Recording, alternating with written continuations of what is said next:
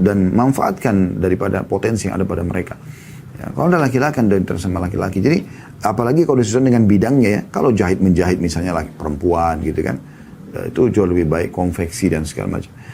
Mungkin kalau nanti kulirnya yang membawa sana sini misalnya, ya yang bawa mobil boxnya ya dan segala macam, mungkin laki-laki itu jauh lebih baik. Allahu alam. Ini adalah poin yang dibahas pada kesempatan ini ya. Kata beliau, seorang pemimpin bertanggung jawab dalam hal ini karena bencana yang bisa ditimbulkan memang besar sekali.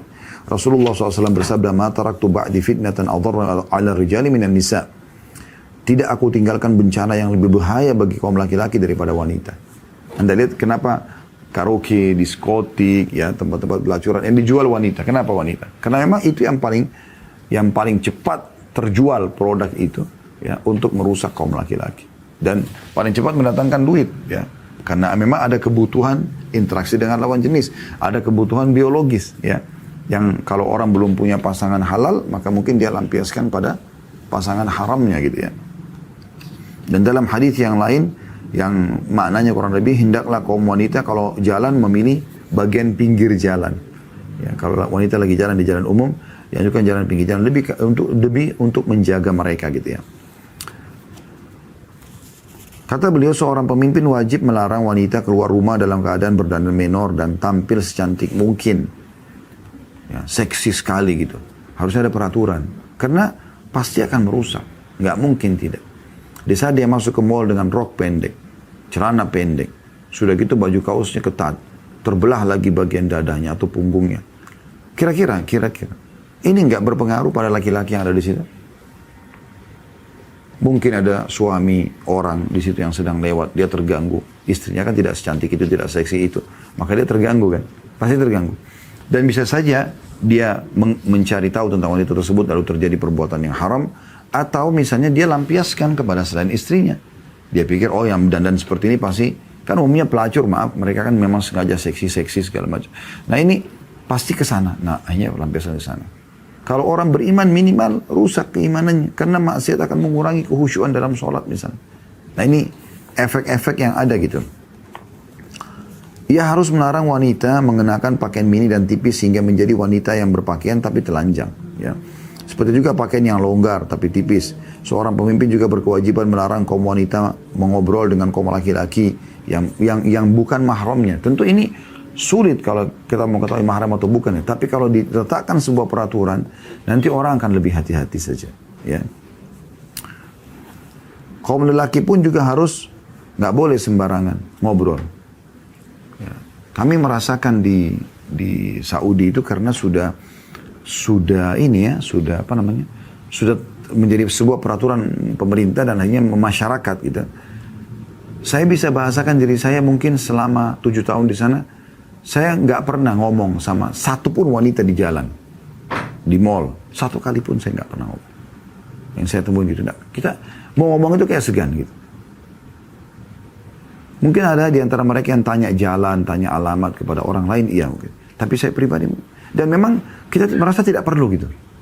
Tidak memerlukan masalah itu. Allahu alam, ini kondisi dan keadaan yang pernah kami saksikan ya. Kata beliau, bahkan bila seorang pemimpin melihat seorang wanita keluar rumah dan dengan berdandan dan mempercantik diri, ia boleh saja merusak pakaian wanita itu, ya.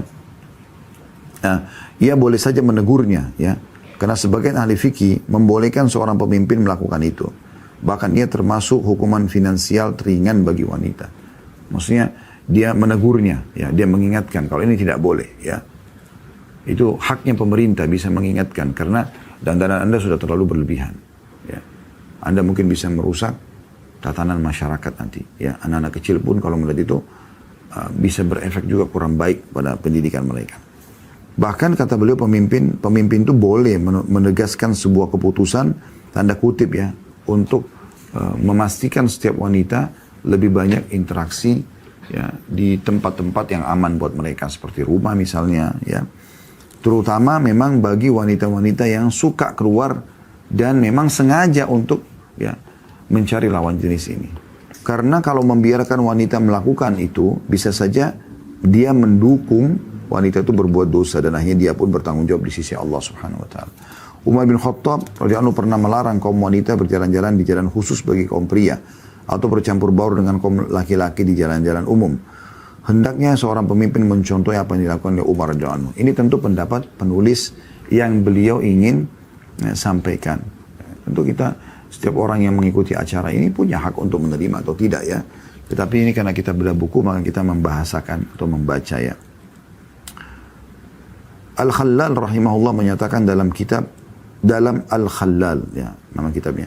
Muhammad bin Yahya Al-Kahhal mengabarkan kepada saya bahwa ia pernah bercerita kepada Abu Abdillah, tadi aku melihat seorang laki-laki berbuat yang tidak benar dengan seorang wanita.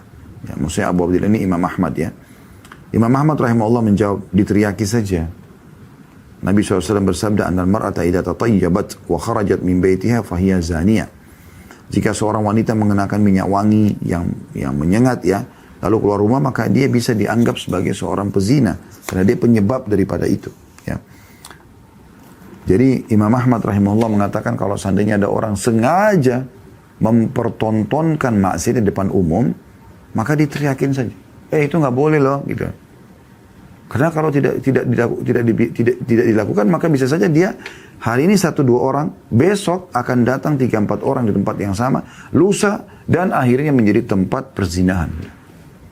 Bahkan sampai pada tingkat karena tidak ditegur, mereka jadikan kuburan yang harusnya menjadi tempat mengingat akhirat dan kematian. Karena dalam kuburan itu, ada orang yang mereka tahu ini orang yang pacaran di atas kuburan ini, itu manusia seperti dia dan sekarang sudah pakai kain kafan. Dan di dalamnya itu dalam Islam digambarkan bisa ada taman dari taman surga, kalau dia orang beriman, atau lubang dari lubang neraka. Tapi dia tidak peduli lagi sudah, karena nggak pernah ada peraturan-peraturan yang melarang masalah itu misalnya, yang tegas ya. Sehingga akhirnya mereka dengan leluasa melakukan perzinahan di tempat yang harusnya mengingat akhirat gitu. Kata beliau, seorang wali juga boleh melarang wanita asuhannya, ayah misalnya, ya, saudara, yang hendak melakukan sholat isya berjamaah di akhir waktu, ya, bila dianggap ada fitnah di situ. Walaupun ke masjid boleh bagi wanita. Tapi kalau misalnya ada seorang ayah melihat anaknya perempuan rutin sholat di masjid, dan dari rumah ke masjid cukup jauh, serta memang mungkin terjadi fitnah-fitnah yang tidak benar. Ya. Apalagi kalau ketahuan, nah ini pernah berbohong. Dia bilang ke masjid tapi ternyata tidak. Nah ini si wali bisa menahannya. Tidak boleh dia membiarkan. Karena kalau dia biarkan malah nanti, itu kalau ke masjid ya. Tapi dikhawatirkan ada fitnah. Bagaimana kalau selain ke masjid? Ya. Sesuai dengan sabda Nabi SAW, al-mar'atu idha kharajat istashrafaha syaitan. Wanita itu secara khusus kalau keluar maka pasti akan diawasi dengan ketat oleh syaitan. Istishraf itu orang Arab menggambarkan, saya pernah kasih gambar itu ya. Kalau dia mau lihat sesuatu yang jauh, kemudian dia letakkan ya tangannya di atas keningnya seperti ini kurang lebih untuk memastikan dia bisa lihat itu. Nah syaitan itu kalau setiap perempuan keluar selalu begitu. Istashrafaha syaitan. Syaitan memantau dia dengan teliti. Karena dengan tergodanya wanita ini maka terjadilah kerusakan. Itu pasti. Ya, subhanallah, wanita itu biar jelek teman-teman sekalian, kalau sudah dia yang ingin terjadi perzinahan itu umumnya terjadi. Beda kalau laki-laki yang mau dan perempuan nolak. Kecuali dia menggunakan pemerkosaan, tapi kalau sudah perempuan yang nolak sudah tidak ada lagi. Tidak bisa dia buat apa-apa laki-laki itu. Allahu a'lam. Selanjutnya Syekh Abdullah melanjutkan setelah menyampaikan hadis tadi ya, tentang kalau wanita keluar itu akan dipantau dengan teliti oleh para syaitan agar dia bisa terjerumus atau sesat ya, sehingga hanya menyesatkan kaum laki-laki yang ada di sekitarnya. Bahkan juga kaum wanita yang tadinya mungkin baik-baik bisa terpengaruh karena melihat dandanan dan pakaian orang ini gitu ya. Baik, beliau mengatakan tidak diragukan lagi, memberi kesempatan kepada kaum wanita untuk bercampur baur dengan kaum lelaki merupakan suatu bencana dan ya, kesalahan. Hal itu termasuk salah satu faktor terbesar turunnya siksa berupa bencana, selain juga menyebabkan rusaknya banyak urusan masyarakat umum dan khusus. Bercampur baurnya kaum lelaki dengan wanita adalah sebab terjadinya perbuatan zina dan juga perbuatan keji. Bahkan bisa menyebabkan kematian banyak orang dan wabah kolera yang berkesinambungan. Ketika para wanita pelacur bergabung dengan bala tentara Musa alaihissalam sehingga terjadi banyak perzinahan, Allah Azza wa Jalla pun mengirim wabah kolera kepada mereka. Dalam satu hari ada 71.000 orang yang meninggal. Kisah ini amat populer dalam kitab-kitab tafsir. Nah, ini banyak yang orang tidak tahu ya. Ternyata efek kalau dibiarkan wanita dengan seksinya, dengan dandanannya di tempat umum, akhirnya mulailah wanita-wanita lain mencontohi misalnya, atau terjadilah laki-laki